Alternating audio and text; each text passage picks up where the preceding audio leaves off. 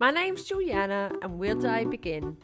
My husband Craig and I decided to move our lives and our son to the island of Sardinia in Italy, my father's homeland.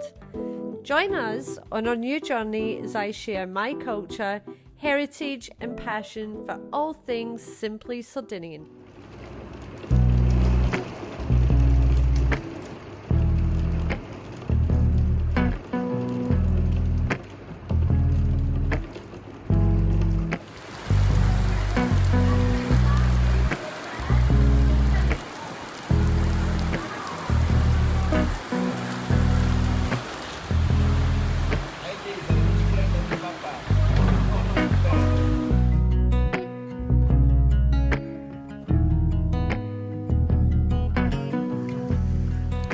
Good evening from a very dreary and wet and cold Sardinia. Craig has left to go and work overseas for a few days, and yeah, I've been left here holding the fort with this buffhead Aussie. I've been on my feet since before 5 o'clock this morning, and yeah, just taking Aussie out for his second little wander to go and do his business. But oh my goodness, what a difference in temperature from a few days ago when we were in Alghero and Sassari. We have just got so much rain and wind, and it's really cool. Like, it's really cooled down. It's like proper winter. But yeah, I want to try and get back. Good morning. We have just had the most awful week of weather here.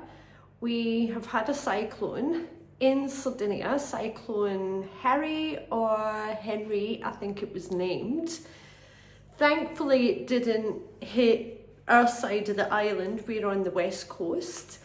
It hit mostly the south, and the east coast got it really bad. I don't know if anyone's familiar with, I think it's called Budoni, the name of the area around there. Kia and the south got it. It was just awful. We had 6 to 9 meter waves, maybe a little bit more, and it basically just breached the seawall and took out a lot of the local businesses and kiosks along that promenade down south.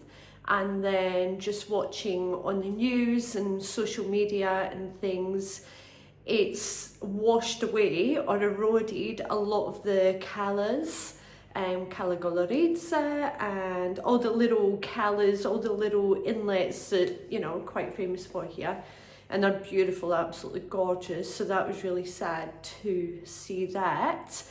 But I'm sure whatever Mother Nature takes, she will put back and repair. So yeah, just a little bit sad for, you know, the local tourism and businesses that, you know, will start to be preparing now for the season to start in summer. So yeah, fingers crossed that, you know, the cleanup operation is underway and people can start getting things sorted out.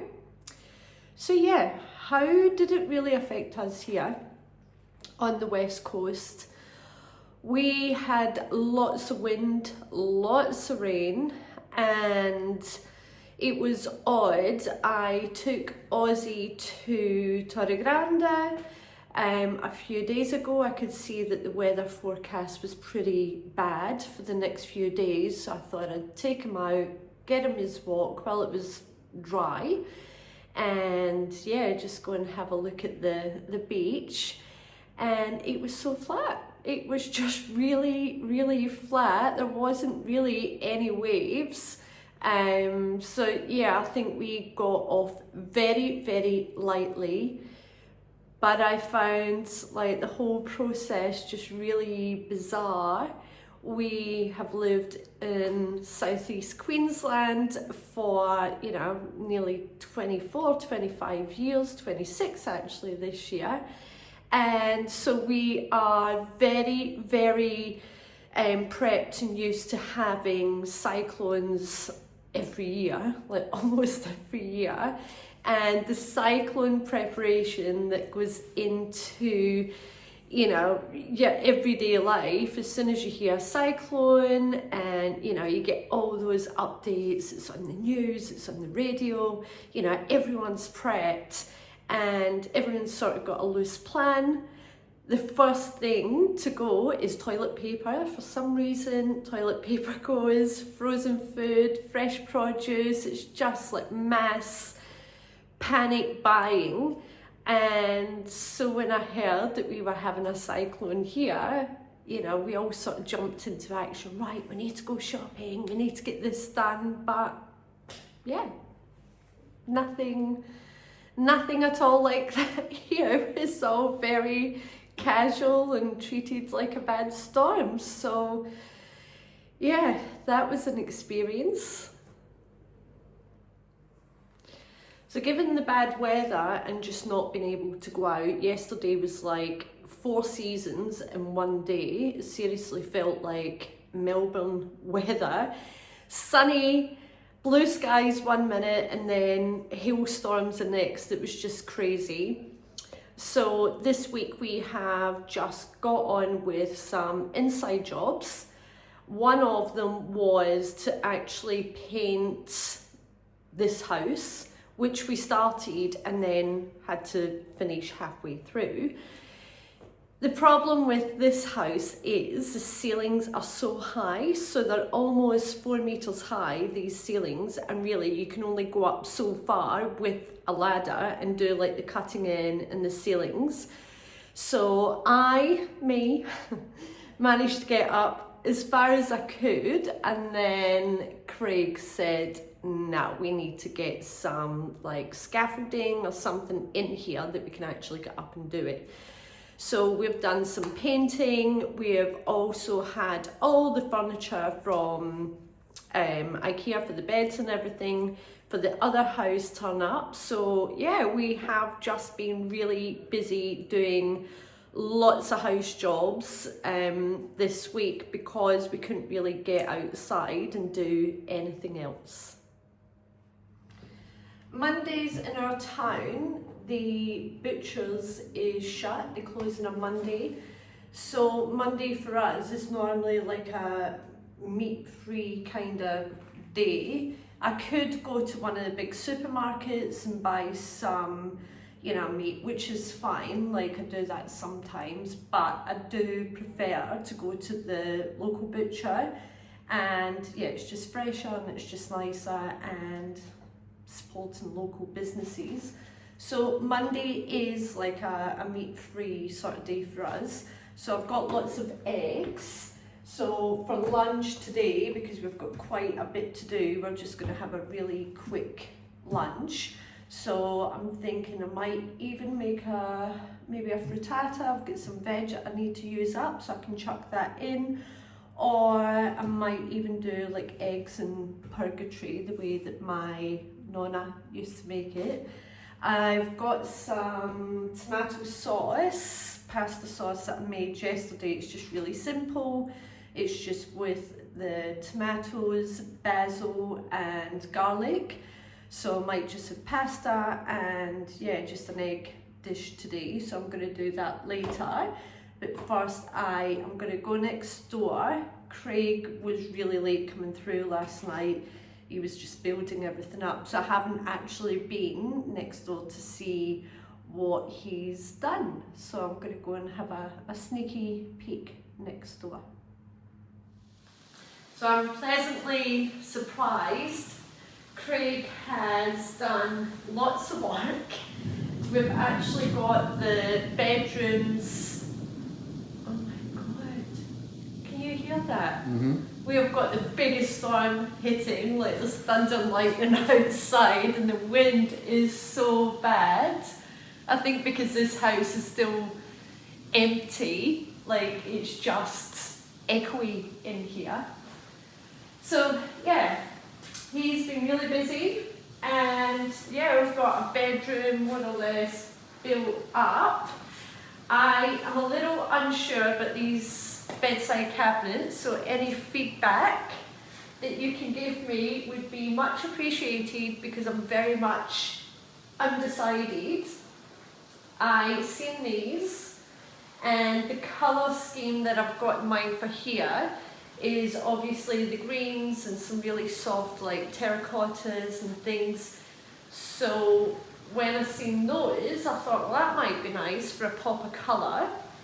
I did see a matching chest of drawers, but unfortunately the chest of drawers wasn't available, so I just got the bedside cabinets. I like the colour.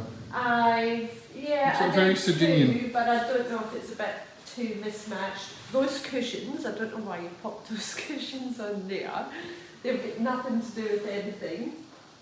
So yeah, so I'm undecided about these bedside tables, but it might look alright once I've got the rest of the bits and pieces on. It might be alright.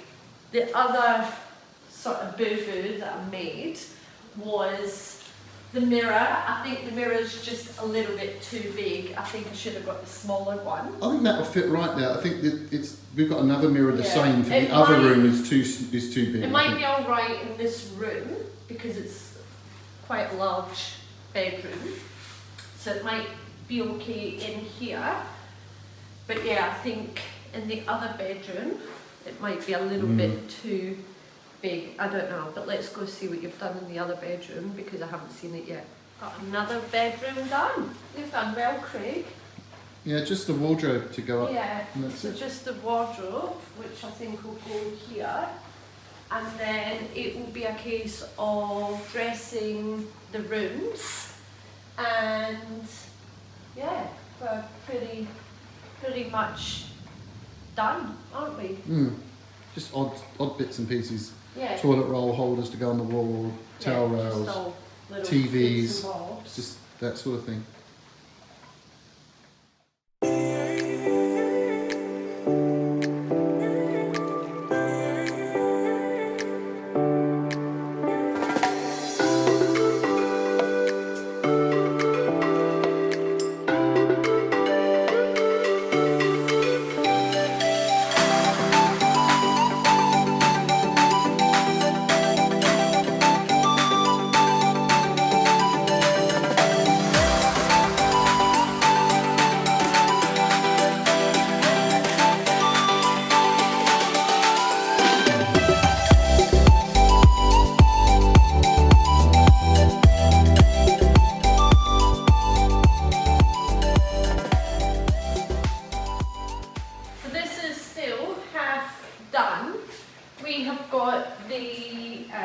Workbench to get cut out, obviously for the stovetop and the sink.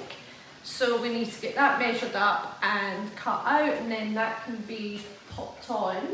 There's some cabinetry as well that needs to go along here. But the issue that we are having at the moment is the electrician and the builder had roughly estimated where the kitchen appliances and things were going to go, and some of the plug points are probably about that much out. So I think we need to call the electrician back and just see what we can do, whether they need to be moved. It's fairly easy. Which, yeah, I don't know, it's going to be a pain.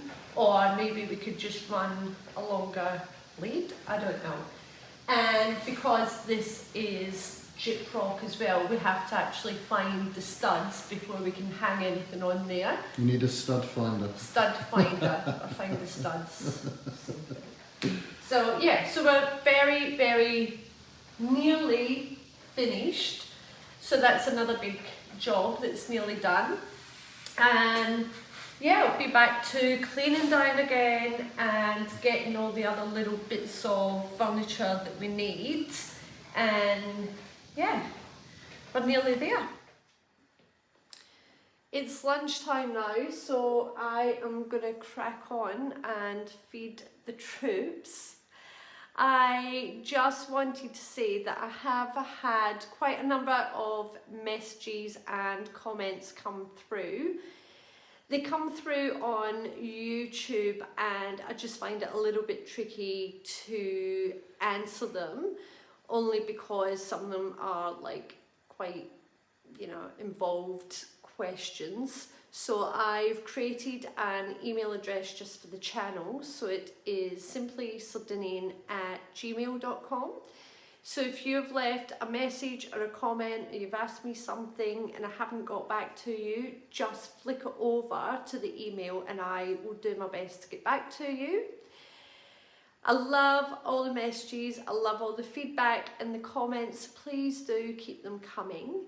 If you are newly subscribed to our channel, welcome. We really hope that you enjoy this lovely community that we have created over the past year and a bit.